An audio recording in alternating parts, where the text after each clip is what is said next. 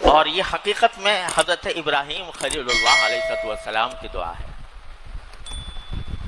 ایک ایسے موقع پر مانگی ہے حضرت ابراہیم علیہ السلام نے یہ دعا ایسے موقع پر مانگی ہے جو شدت جذبات کا ایک اعلیٰ ترین مظہر تھا کہ اپنی اہلیہ حضرت حاجرہ رضی اللہ تعالی عنہا اور اپنے دودھ پیتے بچے اسماعیل علیہ السلام، ان دونوں کو اللہ تبارک و تعالیٰ کے حکم سے لا کر مکے کی اس جگہ پر جہاں پر اللہ نے بیت اللہ قائم کرنا تھا اور قائم تھا پہلے، اس کی تعمیر جدید حضرت ابراہیم علیہ السلام کے ذریعے کرانی تھی، تو وہاں پر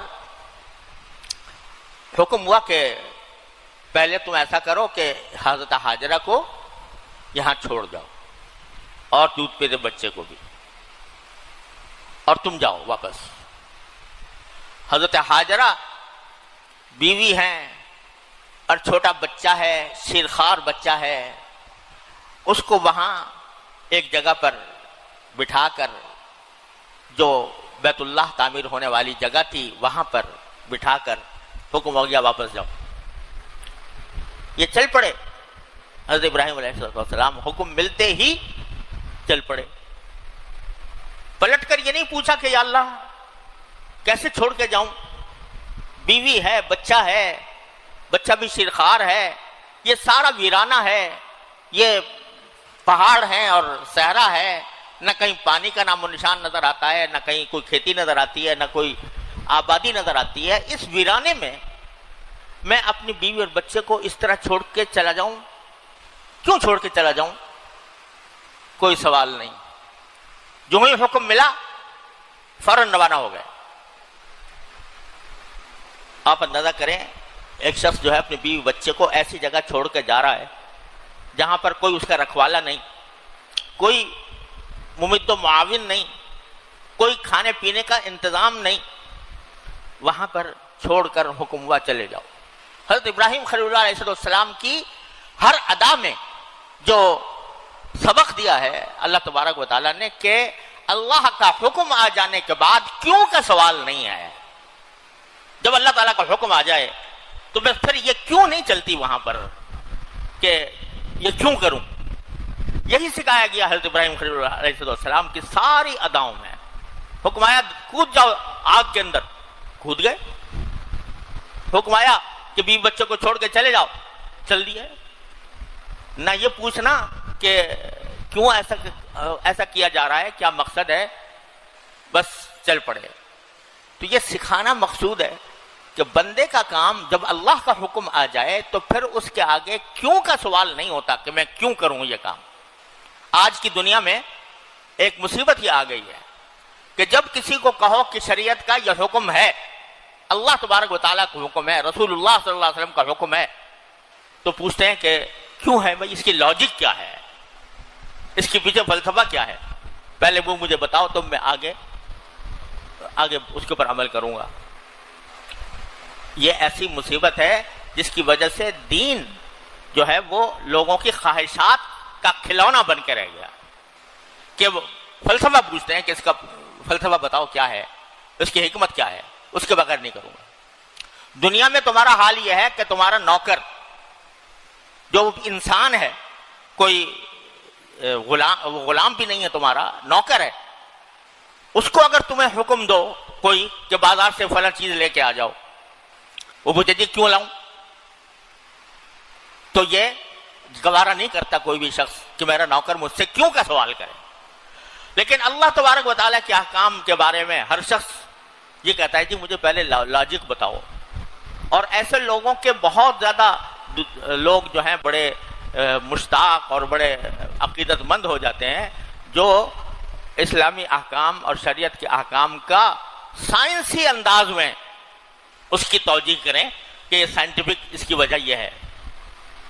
ارے بھائی اللہ تعالیٰ کی کسی حکم میں کوئی بلا وجہ کوئی حکم نہیں ہوتا، لیکن بندے کا کام یہ ہے کہ جو حکم دیا جائے اس پر عمل کرے، چونو چرا نہ کرے۔ حضرت ابراہیم خلیل اللہ علیہ السلام کو اللہ تبارک و تعالیٰ نے یہ مقام عطا فرمایا، اتباع کامل کا. اذ قال له ربه اسلم قال اسلمت لرب العالمین، کہ جب اس کے پروردگار نے ان سے کہا کہ اللہ ہمارے حکم کے آگے جھک جاؤ، تو انہوں نے کہا جی میں نے رب العالمین کے آگے اپنا سر جھکا دیا. اس بات کو قرآن کریم نے اتنی تعریف کے ساتھ بیان کیا ہے حضرت ابراہیم خلیل علیہ السلام، اور اتنا پیار سے بیان کیا ہے. یہ جس آیت کا میں ذکر کر رہا ہوں، اذ قال له ربه اسلم قال اسلمت لرب العالمین، اس پورے 2 صفحے کے اندر اگر دیکھو تو 12-13 مرتبہ نام لیا ہے اللہ تعالیٰ نے ابراہیم علیہ السلام کا. 12-13 مرتبہ 1-1.5 صفحے کے اندر اتنے پیار سے نام لیا ہے، اس لیے کہ وہ متبع تھے، اللہ تبارک و تعالیٰ کے حکم کے آگے سر جھکانے والے تھے. تو چنانچہ جب حکم آیا کہ بیوی بچے کو چھوڑ کر چل جاؤ، چل پڑے.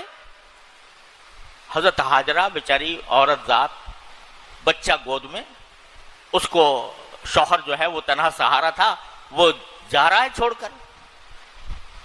تو پوچھا کہ کہاں چلے؟ حضرت ابراہیم علیہ السلام نے کہا کہ میں اب شام جا رہا ہوں. کہا آپ اپنی طرف سے جا رہے ہیں یا اللہ میاں نے بھیجا ہے؟ یہ عورت سوال کرتی ہے کہ آپ اپنی طرف سے جا رہے ہیں یا اللہ تعالیٰ نے بھیجا ہے؟ تو نے کہا جی اللہ تبارک و تعالیٰ نے بھیجا ہے. تو فرمایا اس عورت کا آپ حوصلہ دیکھو کہ وہ جواب میں یہ کہتی اذا لا یضیعنا، اگر اللہ نے بھیجا ہے تو پھر اللہ تعالیٰ ہمیں ضائع نہیں کرے گا، ہمیں ہلاک نہیں کرے گا. اور اس طرح حضرت ابراہیم علیہ السلام اپنی بیوی اور بچے کو اس صحرا کے اندر، اس کوہسار کے اندر لق و دق علاقے میں چھوڑ کر روانہ ہو گئے. جب روانہ ہوئے تو وہاں تھوڑا سی چڑھائی تھی جانے کے لیے. ایک چڑھائی کے جب کنارے پر پہنچے آگے اترائی آ رہی تھی، تو وہ آخری موقع تھا جو اپنی بیوی اور بچے پر نظر ڈالنے کا. تو وہ اس کے بعد بیوی بچہ نظر نہ آتا، وہاں کھڑے ہو کر یہ دعا مانگی. کیا جذبات ہوں گے، کیا خیالات ہوں گے، کیا دل میں طوفان اٹھ رہے ہوں گے ایک انسان کے کہ میں اپنی بیوی بچے کو یہاں چھوڑ کے جا رہا ہوں. کسی زمانے میں مکہ مکرمہ کے اندر یہ مروہ سے، جو مروہ پہاڑی ہے، اس سے ایک دائیں طرف ایک بازار ہوتا تھا، اور وہ مسقف بازار تھا، اس کے اوپر چھت پڑی ہوئی تھی. اس میں چڑھائی تھی، اور جہاں چڑھائی ختم ہو رہی تھی وہاں پر ایک وہ دائرہ سا بنا ہوا تھا. لوگوں نے اس کو سوق مدعا کہا جاتا تھا. مدعا کے معنی ہے دعا کرنے کی جگہ. تو یہ وہ جگہ تھی جہاں پر کھڑے ہو کر ابراہیم خلیل اللہ علیہ السلام نے یہ دعا مانگی تھی. وہ ہم نے کس زمانے میں جب تو وہ تھا تو دیکھا بھی تھا، زیارت کی تھی اس کو، وہاں جا کے دعائیں بھی مانگی تھی. اب تو وہ ختم ہو گیا ہے، توسیع کے اندر آ گیا ہے، وہ بازار ہی ختم ہو گیا. تو وہاں پر یہ دعا مانگی، اور کیا پردرد دعا مانگی. رب اجعل ھذا البلد آمنا، پروردگار اس شہر کو امن والا شہر بنائیے. وَجْنُبْنِي وَبَنِيَّ أَن نَّعْبُدَ الْأَصْنَامَ، اور مجھے اور میری اولاد کو اس بات سے دور رکھیے کہ ہم بتوں کی پرستش کریں. رب اجعل ھذا البلد آمنا وَجْنُبْنِي وَبَنِيَّ أَن نَّعْبُدَ الْأَصْنَامَ رب إِنَّهُنَّ أَضْلَلْنَ كَثِيرًا مِّنَ النَّاسِ، اے پروردگار ان بتوں نے بہت سے لوگوں کو گمراہ کیا ہے. کثیرا من الناس فمن تبعنی فإنہ منی، اب جو ان میں سے میری اتباع کرے گا، یعنی مجھ پر جو آپ نے احکام نازل فرمائے ہیں ان پر عمل کرے گا، فإنہ منی تو وہ میرا ہوگا. ومن عصانی، اور جو میری نافرمانی کرے گا، فإنک غفور الرحیم، تو آپ تو بخشنے والے رحم کرنے والے ہیں، آپ کی جس پر چاہیں رحم فرمائیں، جس کی چاہیں مغفرت فرمائیں. پھر فرمایا کہ ربنا انی اسکنت من ذریتی بواد غیر ذی زرع عند بیتک المحرم، اے ہمارے پروردگار میں نے اپنی ذریت کو، اپنی اولاد کو یہاں پر لا کر آباد کیا ہے آپ کے حرمت والے گھر کے پاس، جو ایسی وادی میں ہے جہاں پر کوئی کھیتی نہیں اگتی. بواد غیر ذی زرع عند بیتک المحرم ربنا لیقیموا الصلاۃ. اے پروردگار، یہ میں نے آباد اس لیے کیا تاکہ یہ نماز قائم کریں. ربنا انی اسکنت من ذریتی بواد غیر ذی زرع عند بیتک المحرم ربنا لیقیموا الصلاۃ فاجعل افئدۃ من الناس تہوی الیہم. تو ایسا بنا دیجئے لوگوں کے دلوں کو کہ ان کے پاس کھچ کر جائیں. افئدۃ من الناس تہوی الیہم وارزقہم من الثمرات، اور ان کو طرح طرح کے پھلوں کا رزق عطا فرمائیے. لعلہم یشکرون، تاکہ یہ آپ کے شکر گزار بندے بنے. الحمدللہ الذی وہب لی علی الکبر اسماعیل و اسحاق. میں اللہ کا شکر ادا کرتا ہوں کہ اس نے مجھے اسماعیل و اسحاق علیہ السلام جیسے بیٹے عطا فرمائے. ان ربی لسمیع الدعاء، میرا پروردگار دعا سننے والا ہے. پھر یہ دعا فرمائی رب اجعلنی مقیم الصلاۃ ومن ذریتی. اے میرے پروردگار، مجھے نماز قائم کرنے والا بنا دیجئے اور میری اولاد کو بھی. اور ربنا وتقبل دعا، اے پروردگار یہ میری دعا قبول فرما لیجئے. ربنا اغفر لی ولوالدی وللمؤمنین یوم یقوم الحساب. تو اے میرے پروردگار میری مغفرت فرمائیے، میرے والدین کی مغفرت فرمائیے اور سارے مومنین کی مغفرت فرمائیے جب اس دن جب کہ حساب قائم ہوگا. ذرا ان دعاؤں پر غور کیجئے کہ پہلی دعا تو مانگی کہ اس شہر کو پرامن بنا دیجیے، جس سے معلوم ہوا کہ کسی شہر کا پرامن ہونا یہ اس کی آبادی کے لیے سب سے پہلی اہمیت رکھتا ہے کہ وہ پرامن ہو، اس میں لڑائی جھگڑے نہ ہو، اس میں قتل و غارت نہ ہو رہی ہو. اور پھر دعا فرمائی کہ بت پرستی سے مجھے اور میری اولاد کو بچائیے، کیونکہ شرک سب سے بڑی بیماری ہے. ان الشرک لظلم عظیم. اس سے اپنے پناہ مانگی. اور پھر یہ دعا مانگی کہ ان میرے اولاد کو جہاں چھوڑ کر جا رہا ہوں تو وہاں پر ان کی طرف لوگوں کے دلوں کو ایسا بنا دیجئے کہ کھچ کر ان کے پاس جائیں. آج دیکھو کیسا بیت اللہ کے اندر مقناطیس لگا ہوا ہے، جو 4 دانگے عالم سے لوگ جو ہے جا رہے ہیں. پہلے تو صرف حج کے لیے جایا کرتے تھے، اب ماشاءاللہ عمرے کا دروازہ کھلا ہوا ہے. ہر وقت ایک پوری دنیا کے مسلمان وہاں پر جمع ہو رہے ہیں. وارزقہم من الثمرات، اور ان کو پھلوں کا رزق بھی عطا فرمائیے. پھلوں کا رزق، اب آپ اندازہ کرو کہ مکہ مکرمہ میں آج بھی کوئی کھیتی نہیں ہے، کوئی باغ نہیں ہے. وہ آج بھی وادی غیر ذی زرع ہے، چلی آ رہی ہے مدتوں سے اسی طرح ابراہیم علیہ السلام کے وقت سے، کہ نہ کوئی کھیت ہے، نہ کوئی باغ ہے، نہ کوئی زراعت ہے، نہ کوئی کاشتکاری ہے. لیکن ساری دنیا کے پھل وہاں پر اس طرح ملتے ہیں کہ کہیں اور اتنی ویرائٹی پھلوں کی کہیں اور دنیا میں نہیں ملتی ہوگی. اللہ تبارک و تعالیٰ نے وہاں پر یہ برکت عطا فرمائی ہے. جو پھل آپ کو یہاں نہیں ملتے وہاں آپ کو مل جائیں گے، جو ساری دنیا میں نہ مل رہا ہے وہاں مل جائیں گے. وَرَزَقْهُم مِّنَ الثَّمَرَاتِ لَعَلَّهُمْ يَشْكُرُونَ. اور اس سب کا نتیجہ کیا نکالا کہ یہ سارے کام آپ ان کو نعمتیں دیجئے تاکہ وہ شکر گزار بنے. اللہ تعالیٰ کے شکر کی ان کو توفیق ہو.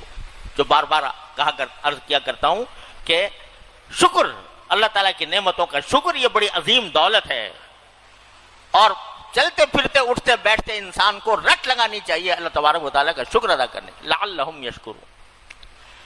اب یہ دعا جو ہے اس میں سب سے پہلی بات جو مانگی وہ یہ مانگی کہ اللہ مجھے نماز کا پابند بنا دیجئے، مقیم الصلاۃ، نماز قائم کرنے والا بنا دیجئے.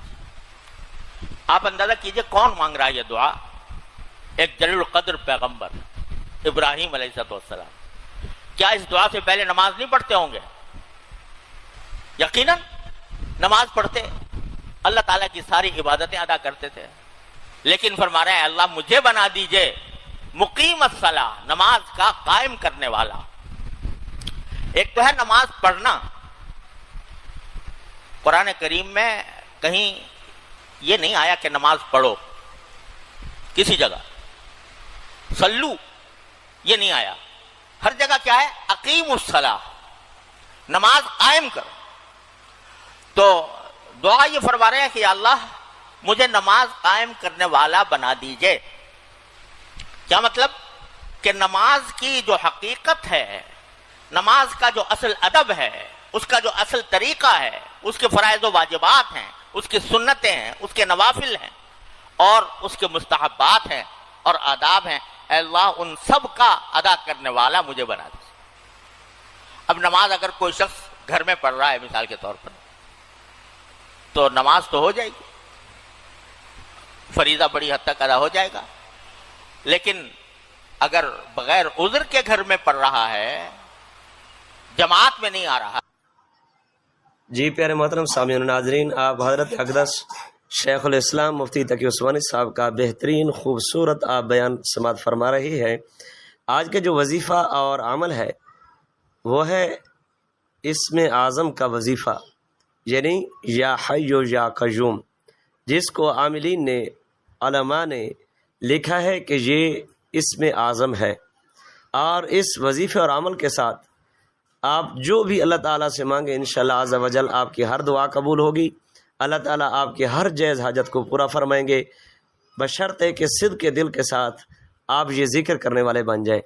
تو آپ کو معلوم ہوگا کہ اسم اعظم کے اندر کتنی قوت اور طاقت اللہ تعالیٰ نے رکھی ہے. یا حی یا قیوم آپ صبح شام اول آخر 3 مرتبہ درود پاک پڑھ کر اپنی زندگی کا معمول بنا لیں. ایک تسبیح صبح کو پڑھیں، ایک شام کو پڑھیں. انشاءاللہ جیسے ہی ہاتھ اٹھائیں گے اللہ آپ کی ہر دعا قبول فرمائے گا، ہر حاجت پوری ہوگی. آئیے حضرت اقدس شیخ الاسلام کا بیان سنیں. قائم کرنے والا بنا دیجئے. کیا مطلب؟ کہ نماز کی جو حقیقت ہے، نماز کا جو اصل ادب ہے، اس کا جو اصل طریقہ ہے، اس کے فرائض و واجبات ہیں، اس کی سنتیں ہیں، اس کے نوافل ہیں اور اس کے مستحبات ہیں اور آداب ہیں، اے اللہ ان سب کا ادا کرنے والا مجھے بنا دے. اب نماز اگر کوئی شخص گھر میں پڑھ رہا ہے مثال کے طور پر، فریضہ بڑی حد تک ادا ہو جائے گا. لیکن اگر بغیر عذر کے گھر میں پڑھ رہا ہے، جماعت میں نہیں آ رہا، مسجد میں نہیں آتا، جماعت نہیں کرتا، تو یہ نماز پڑھی تو اس نے نماز قائم نہیں کی. نماز قائم نہیں کی. نماز قائم کرنے کا معنی یہ ہے کہ اس کے تمام آداب کے ساتھ قائم کرو. گھر میں نماز پڑھنا یہ نماز کی ادائے قاصر ہے، ناقص ادائیگی ہے، وہ حقیقی ادائیگی نہیں ہے، وہ اقامت صلاۃ نہیں ہے، وہ نماز کا قائم کرنا نہیں ہے. گھر میں اگر کوئی اپنے کمرے میں گھر میں نماز پڑھتا ہے، جماعت کے ساتھ ادا کرنا تقریباً واجب جیسا ہے. تو یہ اقامت کا ایک حصہ ہے کہ آدمی مرد ہے تو جماعت سے پڑھے. عورتوں کے لیے جماعت نہیں ہے، عورتوں کے لیے جماعت بلکہ مکروہ ہے. عورتیں اگر اپنی جماعت کریں مکروہ ہے، ایسا کرنا نہیں، جائز نہیں ہے عورتوں کے لیے. ان کا کام یہ ہے کہ وہ گھر میں پڑھیں. اور حدیث میں رسول اللہ صلی اللہ علیہ وسلم نے فرمایا کہ عورت اگر اپنی کوٹھڑی میں پڑھے تو اپنے کمرے میں پڑھنے سے بہتر ہے، اور کمرے میں پڑھے تو صحن میں پڑھنے سے بہتر ہے. تو یعنی جتنا چھپ کر پڑھے گی اتنا ہی اس کو ثواب زیادہ ملے گا. لیکن مرد کے لیے یہ ہے کہ وہ جماعت کے ساتھ پڑھے، وہ اقامت صلاۃ ہے. ایک تو اقامت صلاۃ یہ، دوسرا یہ کہ آدمی کو یہ دھن لگے کہ میری نماز جو ہے وہ خشوع کے ساتھ ہو. قد افلح المؤمنون الذین هم فی صلاتهم خاشعون. آدمی زندگی بھر یہ کوشش کرتا رہے کہ میری نماز خشوع والی نماز ہو، جس میں دھیان اللہ تعالیٰ کی طرف ہو. اور اس کا طریقہ حضرت حکیم الامت قدس اللہ تعالیٰ سرہ نے یہ بتایا کہ آدمی جب نماز میں کوئی بات، کوئی الفاظ زبان سے نکال رہا ہے تو وہ الفاظ، ان الفاظ کی طرف دھیان رکھے. الحمدللہ رب العالمین کہا تو دھیان ہو کہ میں الحمدللہ رب العالمین کہہ رہا ہوں، ان الفاظ کی طرف دھیان ہو. الرحمن الرحیم کی طرف دھیان، مالک یوم الدین، ہر لفظ کی طرف دھیان دے کر آدمی نماز پڑھے تو یہ خشوع کا ادنا درجہ ہے. اور اعلیٰ درجہ رسول کریم سرور عالم صلی اللہ علیہ وسلم نے یہ بیان فرما دیا کہ ان تعبد اللہ کأنک تراہ، اللہ کی عبادت اس طرح کرو. نماز بھی عبادت کا سب سے اہم حصہ ہے. تو اللہ کی عبادت اس طرح کرو، یعنی نماز اس طرح پڑھو جیسے کہ تم اللہ کو دیکھ رہے ہو. کأنک تراہ، جیسے کہ اللہ تعالیٰ کو دیکھ رہے ہو. تصور کرو کہ میں اللہ تعالیٰ کے سامنے کھڑا ہوں، تصور کرو کہ میں باری تعالیٰ کی بارگاہ میں حاضر ہوں. اور اگرچہ اللہ تعالیٰ نظر آنے والی نہیں ہے، دنیا کے اندر کسی کو بھی نظر نہیں آ سکتے، لیکن اللہ تعالیٰ نے اپنی تجلی کے بے شمار مظاہر دنیا کے اندر پیدا کیے ہوئے ہیں. آدمی اگر غور کرے تو جہاں نماز پڑھ رہا ہے وہاں کوئی عمارت نظر آئے گی. یہ آسمان زمین کس کی پیدا کی ہوئی؟ اللہ جل جلالہ. لہذا اگرچہ براہ راست اللہ تبارک و تعالیٰ کا جلوہ اس دنیا کے اندر کسی کے لیے ممکن نہیں ہے، لیکن اگر وہ ذرا سا دھیان کرے، اپنے ماحول پر نظر ڈالے، خود اپنے اوپر دیکھے کہ میں کیسے وجود میں آ گیا، تو اللہ تبارک و تعالیٰ کے طرف دھیان جائے گا. کأنک تراہ، اس کو اس طرح دیکھو جیسے کہ اللہ تعالیٰ کو دیکھ رہے ہو. فإن لم تکن تراہ فإنہ یراک. اور اگر فرض کرو تمہارے دل میں یہ دھیان جمنا مشکل ہو رہا ہے کہ تم اللہ تعالیٰ کو دیکھ رہے ہو، تو کم از کم اتنا ذہن میں تصور آئے کہ اللہ تمہیں دیکھ رہا ہے. فإن لم تکن تراہ فإنہ یراک، وہ تمہیں دیکھ رہا ہے. اس کے تصور کے ساتھ یہ اعلیٰ درجہ نماز کا یہ ہے. اور ادنا شروع ہوتا ہے وہاں سے جہاں حضرت کی علمت نے فرمایا کہ جو الفاظ زبان سے نکال رہے ہو ان الفاظ کی طرف دھیان کرو. ٹھیک ہے، ہم جیسے لوگ جو ہیں چونکہ دنیا کے بہت سے کام دھندوں میں لگے رہتے ہیں تو دھیان کبھی بٹ جائے گا، دوسری طرف خیال چلا جائے گا، غیر اختیاری خیالات آ جائیں گے. لیکن غیر اختیاری خیالات کا انشاءاللہ کوئی مواخذہ بھی نہیں ہوگا. پھر جب تنبہ ہو دوبارہ لوٹ آ جاؤ اسی کی طرف. یہ مشق کرتے رہو زندگی بھر، تو ایک وقت انشاءاللہ ایسا آئے گا، اور ضرور آئے گا اللہ نے چاہا، کہ ان تعبد اللہ کأنک تراہ فإن لم تکن تراہ فإنہ یراک.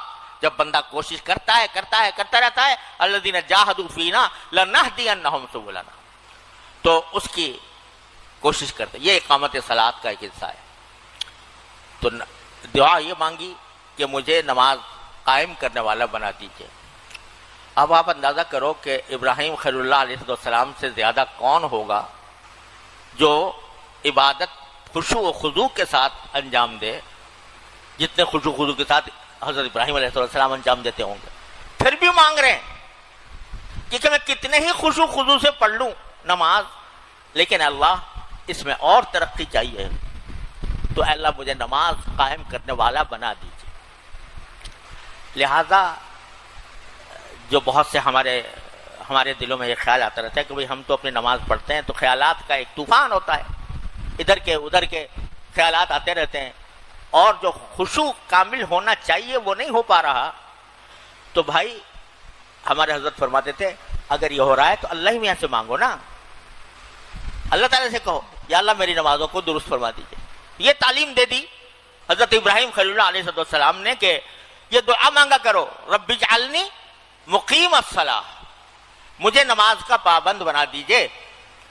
اور جب نماز کے لیے آ رہے ہو، نماز پڑھنے کے لیے راستے میں یہ دعا مانگتے آ جاؤ، یا اللہ نماز پڑھنے جا رہا ہوں، پتہ نہیں شیطان دل میں کیا خیالات ڈالے گا، ادھر ادھر کے خیالات آ جائیں گے. اللہ مجھے نماز کے اندر خشوع کی توفیق عطا فرمائیے. یہ مانگتے آؤ، رب اجعلنی مقیم الصلاۃ، یہ دعا مانگتے آ جاؤ، رب اجعلنی مقیم الصلاۃ، اے اللہ مجھے نماز قائم کرنے والا بنا دیجیے. اور یہ دعا مانگتے آؤ کہ اللہم ارزقنی قلبا خاشعا، اے اللہ مجھے خشوع والا دل عطا فرمائیے، جو آپ کی طرف متوجہ ہو، ایسا دل عطا فرمائیے. کیا تکلیف ہے اس میں؟ اگر آدمی ہر نماز سے پہلے، نماز کو آنے سے پہلے، نماز شروع کرنے سے پہلے اللہ تعالیٰ سے مانگے یا اللہ نماز پڑھنے جا رہا ہوں، شیطان ستائے گا مجھے، خیالات آئیں گے، وسوسے آئیں گے، اے اللہ مجھے بچا لیجئے اور مجھے اپنی طرف متوجہ فرما دیجیے. اس میں کوئی دقت ہے؟ کوئی پریشانی؟ کوئی خرچہ؟ کوئی محنت؟ کچھ بھی نہیں. لیکن یہ دعا مانگ کے شروع کرو نماز. جب یہ دعا مانگ کے شروع کرو گے تو اول تو انشاءاللہ خشوع حاصل ہوگا, اور اگر نہ بھی ہو تو اللہ میاں سے کہہ دو یا اللہ میاں میں نے تو آپ سے مانگا تھا, میں نے تو آپ سے مانگ لیا تھا, تو آپ اگر مجھے نہیں دیں گے تو پھر مجھ سے مواخذہ بھی نہ فرمائیے گا. تو اللہ تعالیٰ سے مانگتے ہوئے آؤ, اللہ تعالیٰ سے خشوع مانگتے ہوئے آؤ, اللہ تعالیٰ سے اقامت صلاۃ مانگتے ہوئے آؤ. رب اجعلنی مقیم الصلاۃ. پھر دیکھو انشاءاللہ اگر اس کے اوپر عمل کر لیا تو اللہ تبارک و تعالیٰ کی رحمت سے امید ہے کہ انشاءاللہ جو مطلوب ہے خشوع وہ حاصل ہو جائے گا, ضرور ہوگا انشاءاللہ. پھر فرمایا ومن ذریتی, اے اللہ مجھے بھی نماز قائم کرنے والا بنائیے, میری اولاد کو بھی, میری ذریت کو. ذریت میں اولاد بھی آتی ہے, اولاد کی اولاد بھی آتی ہے, اولاد کی اولاد کی اولاد بھی آتی ہے. میری ذریت کو بھی نماز قائم کرنے والا بنا دیجئے. سکھا دیا کہ آدمی کو صرف دعا اپنے لیے نہیں کرنی چاہیے, اپنی اولاد کے لیے بھی, اپنی نسلوں کے لیے بھی, کہ اللہ ان کو نماز کا پابند بنا دیجئے, یا اللہ ان کو جماعت کا پابند بنا دیجئے. یہ ہر ماں باپ کا فرض ہے کہ وہ اپنی اولاد کے حق میں یہ دعا کریں, کوشش بھی کریں کہ وہ نماز کے پابند بنے, نماز کے باجماعت کے پابند بنے, اور جو لڑکیاں ہیں وہ نماز کی پابند بنے, لیکن ان کوشش بھی کی جائے اور یہ دعا بھی کی جائے. ربنا وتقبل دعا, اے پروردگار ہماری اس دعا کو قبول فرمائیے. پھر فرمایا رب اغفر لی, ربنا اغفر لی ولوالدی وللمؤمنین یوم یقوم الحساب, اے ہمارے پروردگار میری بھی مغفرت فرمائیے, میرے والدین کی بھی مغفرت فرمائیے, اور سارے مومنین کی مغفرت فرمائیے اس دن جس دن کے آپ بندوں سے حساب لیں گے. اب یہ دعا کون مانگ رہے ہیں؟ ابراہیم خلیل اللہ علیہ السلام, جس نے اللہ تعالیٰ کی کوئی نافرمانی نہیں کی, کبھی کوئی گناہ نہیں ہوا, نبی یہ معصوم, وہ بھی کہہ رہے ہیں میری مغفرت فرمائیے. تو معلوم ہوا کہ آدمی کتنے ہی بلند رتبے تک پہنچ جائے, عبادت کے اور طاعات کے اعلیٰ ترین مقام پر بھی پہنچ جائے, لیکن اس کو اللہ کی مغفرت کی ضرورت ہے.